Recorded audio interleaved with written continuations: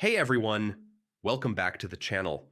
Today I'm going to show you how to build powerful dashboards in Coda so you can visualize data, track progress, and make smarter decisions all from one central view.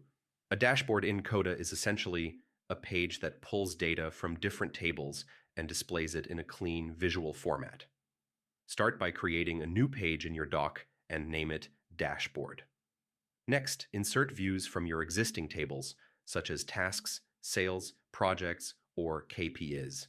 Instead of duplicating data, use filtered views to show only the most important information, like overdue tasks, this month's revenue, or high-priority projects. You can customize your dashboard using cards, charts, progress bars, and summary formulas. For example, use sum chi to calculate total revenue, count to track completed tasks, or filter to display specific data segments. Arrange elements in sections to keep your layout clean and easy to read. Add headings and dividers to clearly separate performance metrics from operational updates. To make your dashboard interactive, include buttons and controls that update data instantly, such as marking tasks complete or refreshing status reports. Because everything is connected to your original tables, changes automatically update across your entire doc in real time.